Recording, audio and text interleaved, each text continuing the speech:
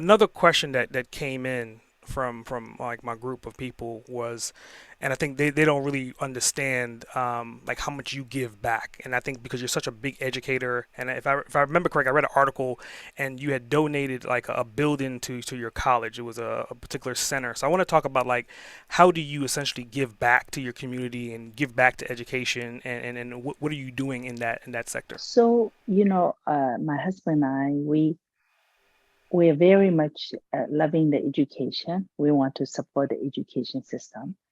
And I think for the Sutarja Dai Hall at UC Berkeley, it was a team of donors, and including my family.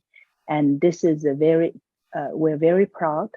And our long term is we'll continue to help education because our effort is always focused on education side because as you can see earlier, I talked about foundation, right? Education is where I think, long term to impact people for success in their life.